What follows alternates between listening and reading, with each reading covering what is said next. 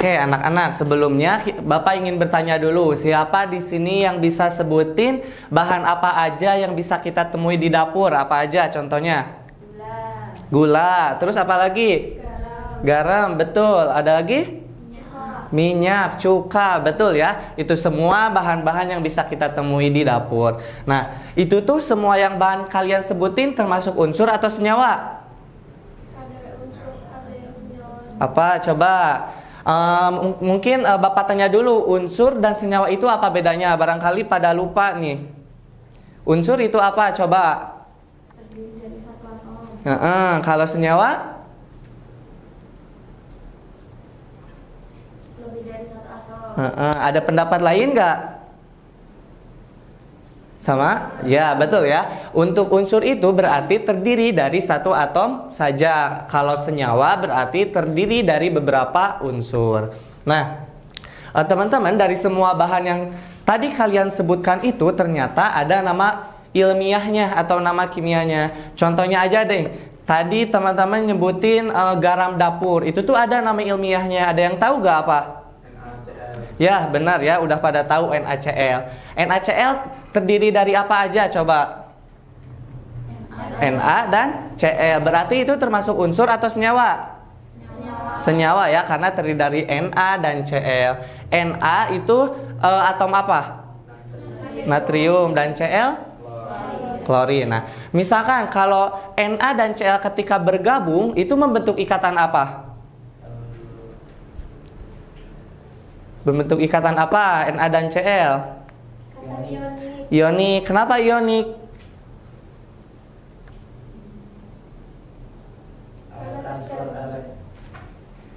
Ya, benar ya. Jangan ragu-ragu untuk menjawab ya, karena di sana kan ada Na. Nah, ada Na plus dan Cl minus. Nah, yang satu ada yang plus, satu ada minus. Berarti ini tuh terjadi apa? Terjadi saling berbagi elektron atau ada yang menerima dan memberi? Berbagi atau menerima membagi? Nah, karena yang satu plus berarti otomatis dia melepaskan kan? Kalau yang minus berarti menerima. Berarti ini tuh adanya saling berbagi, adanya yang satu menerima, yang satu menyerahkan gitu. Jadi ini termasuk ikatan ionik ya. Jadi ionik itu ketika dua unsur itu ada yang membagi, ada yang menerima. Sekarang, ya. Kenapa kan itu gabungan dari natrium dan Cl? Kan namanya bisa garam. Oke, nanti ya bakal ada penjelasannya. Nah, mungkin secara singkatnya, jadi setelah ini kita akan membahas tata nama senyawa kan ya. Jadi ada aturan-aturannya, terus juga pembagian tata nama itu seperti apa. Boleh nanti dijelaskannya? Boleh. Oke, kita lanjut dulu aja ya. Nah, sekarang kalau Bapak misalkan punya apa ya? H2O. Ini termasuk ikatan apa? Kan kalau tadi ini ionik, kalau H2O kovalen. Ada yang punya pendapat lain? Sama ya. Kenapa bisa jadi ikatan kovalen? Karena terjadi di antara unsur-unsur non-logam. Ya, ini kan keduanya unsur non-logam dan cirinya itu kalau ini tuh saling berbagi elektron. Misalkan H2 membagikan elektron dan O juga saling berbagi. Intinya kalau tadi ada yang menerima dan juga mengasih gitu ya, kalau ini saling berbagi. Nah, kalau natrium sama Cl, kenapa bisa disebut dengan apa coba ini? Natrium klorida, kenapa bisa disebut ini? Ada yang tahu gak?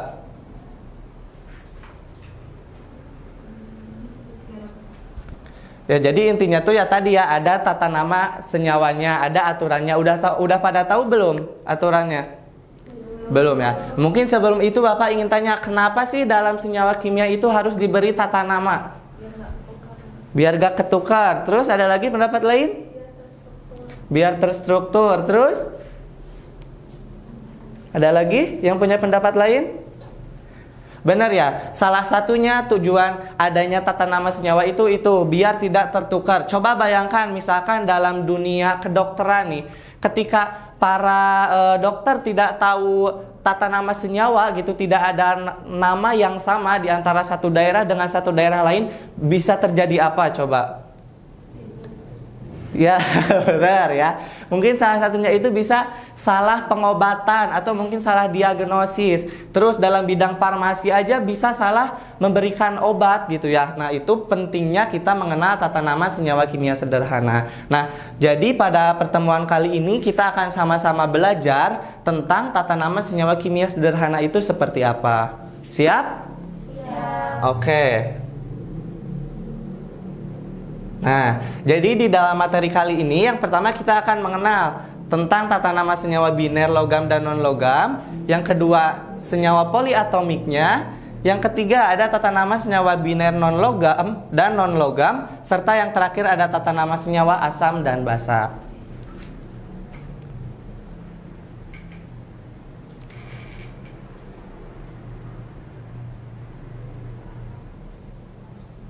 Nah, mungkin sebelum kita belajar ke materi, coba lihat di sini ada apa? Tabel periodik unsur. Udah pada hafal? Pada bawah gak tabel periodik unsurnya? Oke, bagus ya. Nah, di sini apa yang perlu kita perhatikan gitu ya? Di sini tuh kita harus mengenal dulu mana unsur yang termasuk logam dan mana unsur yang termasuk non logam. Coba di sini kalian tahu gak mana aja yang termasuk logam dan non logam? Mana? Warna biru muda. Oke, ini apa? Yang biru muda apa? Logam. Terus ada lagi yang punya pendapat lain? Warna pink? Apa? Mana pink? Warna putih. Oh, kuning. Kuning apa? Logam transisi. Logam transisi. Ada lagi? Warna merah. Apa itu? Non logam? Oke ya, jadi mungkin udah pada benar ya. Jadi secara singkatnya untuk periode 1 untuk golongan 1 sampai 4 itu kebanyakannya itu non logam. Sedangkan yang dari golongan 5 sampai ke 8 itu berarti logam ya. Mungkin ini nanti perlu adanya perhatian khusus ya, perlu mengingat mana yang termasuk logam, mana yang termasuk non logam untuk kedepannya kita bisa mengetahui tata nama senyawa kimia. Oke,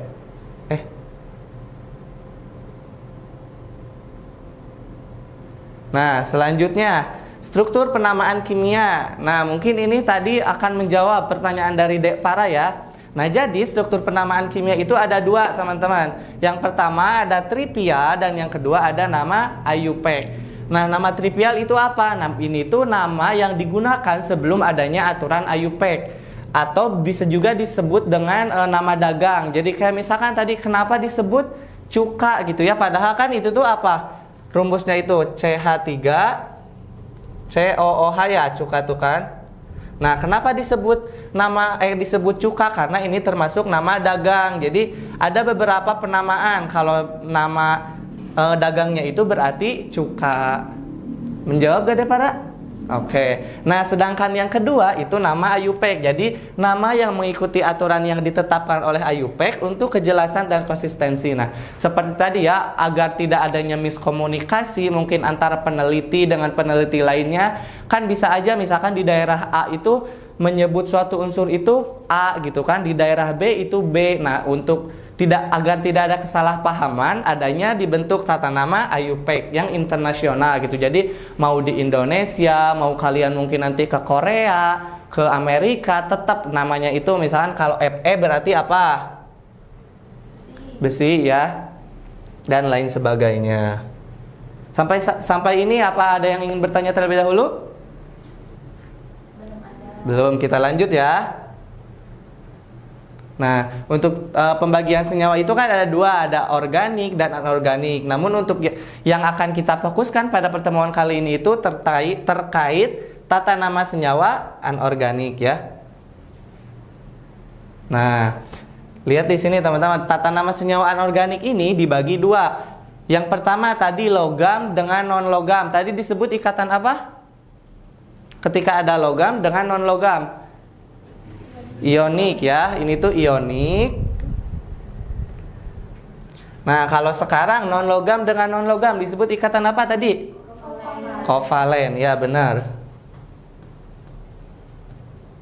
Nah, betul ya. Jadi untuk yang pertama ada logam dan non logam atau disebut dengan ionik. Untuk ionik sendiri itu dibagi dua lagi, teman-teman. Ada biner dan poliatomik. Ada yang tahu gak bedanya biner sama poliatomik? Ada yang tahu? Gak tahu? Oke, nah berarti perlu diperhatikan ya kalau belum tahu. Nah, untuk biner itu yang terdiri dari dua atom saja. Contohnya apa? Misalkan CaCl2. Nah, ini ada berapa unsur di sini di dalam ini? Ada berapa atom? Dua apa aja? Ca dan Cl. Nah, kalau misalkan poliatomik berarti kebalikan dari biner. Kalau poliatomik berarti lebih dari dua unsur atau dua atom. Contohnya apa? CaSO4. Nah, ini ada berapa atom atau berapa unsur di dalamnya? Apa aja?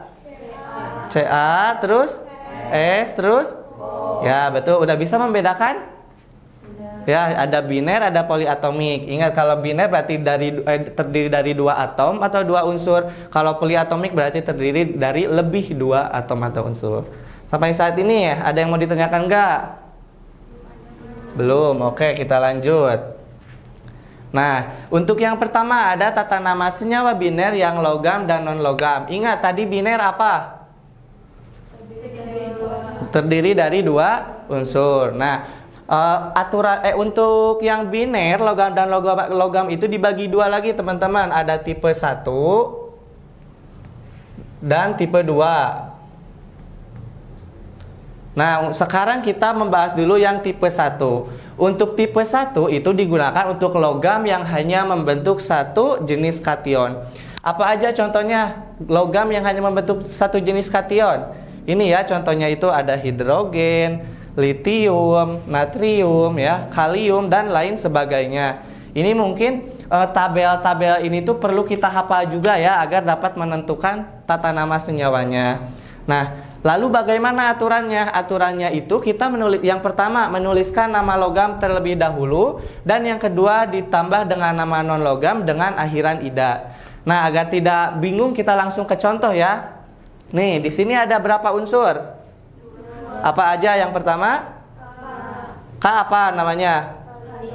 Kalium. Cl? Klor ya. Nah, aturannya seperti apa? Yang pertama kita tuliskan nama logamnya. Berarti nama logamnya tetap ya kalium. Lalu yang kedua nama non logam dengan akhiran ida. Coba yang asalnya klor ditambah ida jadi apa? Klorida. Ya, berarti namanya itu natrium klorida. Ya, terus yang kedua contohnya ada Na2O. Ini ada berapa unsur? Dua juga ya. Yang pertama apa? Na apa namanya? Natrium. O? Oksigen. Nah, untuk aturannya yang pertama kita tuliskan nama logam langsung, berarti tetap natrium. Yang kedua, nama non logam dengan akhiran ida. Coba yang asalnya oksigen ditambah ida jadi apa? Oksida. Ya, oksida. Benar ya? Udah pada paham teman-teman? Oke, kita lanjut berarti ya. Nah, untuk yang kedua, kan tadi tipe pertama itu untuk logam yang hanya dapat membentuk satu jenis kation. Kalau untuk yang tipe 2 berarti untuk logam yang dapat membentuk dua atau lebih jenis kation. Apa aja misalkan logam yang dapat membentuk dua atau lebih jenis kation tuh ya, contohnya ini ya, di tabel ada Fe, ada Cu, ya, ada Co, Sn, dan lain sebagainya. Mungkin teman-teman juga perlu mengingatnya ya, agar dapat memahami tata nama senyawa itu. Nah, lalu bagaimana aturannya? Coba. Yang pertama, tuliskan nama logam dengan muatan logam ditulis angka Romawi, ditambah nama non logam dengan akhiran ida. Nah, Contohnya di sini ada FeO. Ini ada berapa unsur? Dua unsur ya. Nah, yang pertama apa? Fe itu besi. Berarti ditambah tulis besi.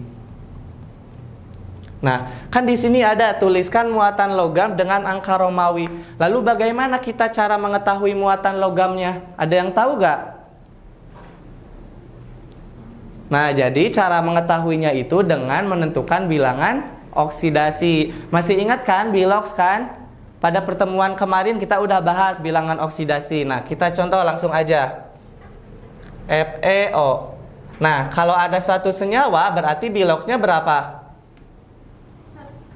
0 ya. Semua unsur dalam senyawa jika digabungkan berarti 0. Nah, kita udah tahu, yang udah diketahui mana biloxnya? O ya, O berapa O? -2 berarti bilox Fe ditambah bilox O sama dengan 0. Udah tahu kan bilox O nya itu -2 sama dengan 0. Nah, lalu kita pindah ruas, berarti bilox Fe sama dengan berapa?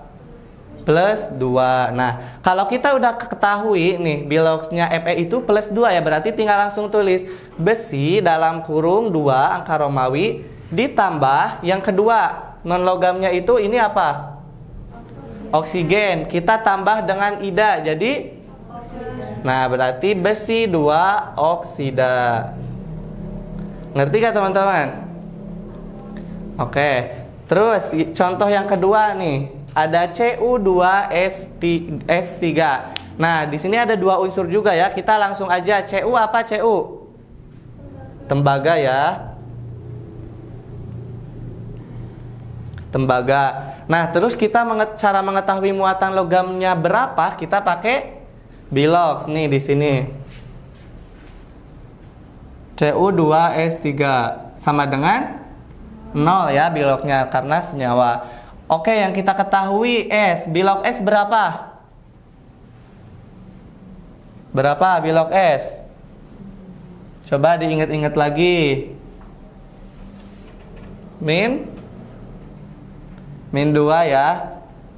Berarti bilangan oksidasi Cu dikali 2 ditambah -2 dikali 3 ya, karena ininya ada 3 indeksnya sama dengan 0. Berarti -6 ini kan Bu sama dengan 0 ya, yang BO Cu ini. Berarti pindah ruas jadi berapa? +6 ya. Nah, +6 itu ada 2 Bu. Kita bagi 2 jadi berapa? +3. Nah, udah berarti kita langsung tembaga dalam kurung 3 Romawi. Terus yang kedua ini apa? Sulfur. Kita tambahkan ida jadi nah, itu. Apakah bisa dipahami? Oke, kita lanjut. Nah, untuk yang ketiga itu ada tata nama senyawa poliatomik. Nah, kalau poliatomik berarti apa? Lebih dari 2 ya. Nah, ini mungkin langsung aja ada aturannya, bisa nama logam tambah nama anion, atau nama kation ditambah nama non logam dengan akhiran ida, dan nama kation tambah nama anion. Contohnya, misalkan di sini ada CaSO4. Ca apa Ca? Kalsium. Langsung aja ya tulis kalsium. Nah, untuk SO4 kita lihat di tabel. SO4 apa coba namanya? Nah, berarti langsung aja ditulis sulfat. Jadi pentingnya teman-teman mengingat juga ya nama-nama poliatomik ion, terus tadi kation, anion ya. Yang selanjutnya ada Fe3PO3 2 kali. Yang pertama kita ada Fe. Kita cari dulu biloxnya, nanti akan ketemu 2. Terus PO32 apa? Kita lihat di sini. Nah, mana? Ya, berarti besi 3 fosfid. Terus contohnya yang ini NH42CO3. NH4 apa di sana? Coba cari. Amonium ya, amonium. CO2 apa? Ya, berarti amonium karbonat. Jadi penting ya teman-teman perlu mengenal dulu di tabel itu. Terus yang terakhir, ini contohnya apa? BeCl2. Yang pertama kita tulis dulu. Be apa? Berilium. Terus Cl2 klorida. Ya, betul. Sampai saat ini ada yang ingin ditanyakan terlebih dahulu? Pak, berarti antara biner sama poliatomik itu tipenya sama-sama ada 2. Iya, ada 2 juga. Kan tadi kalau tadi ya kalau yang biner ada 2, poliatomik juga ada 2. Ya. Oke. Nah, yang terakhir ada senyawa biner non-logam dan non-logam. Gimana caranya? Berarti tinggal langsung jumlah non-logam tambah nama non-logam yang pertama, terus jumlah non-logam tambah nama non-logam yang kedua. Jadi kalau ini tuh kita perlu mengetahui nih jumlah non-logam itu dalam bahasanya ini apa? Kayak mono, di, tri, udah pernah diajarkan kan? Kalau satu mono, kalau dua di, dan lain sebagainya. Cuma ada satu yang perlu diperhatikan. Kalau misalkan jumlah unsur di unsur yang pertama itu 1, berarti tidak perlu ditulis mono ya. Oke. Nah, ini contohnya tadi CO2. C ada berapa? 1, berarti gak perlu ditulis mono ya. Karena di awal, jadi langsung aja karbon. O ada berapa ini? 2. Ada 2, berarti dioksida. Terus contoh yang kedua ada N2O5. N-nya ada berapa? 2. Berarti di nitrogen. O ada berapa O?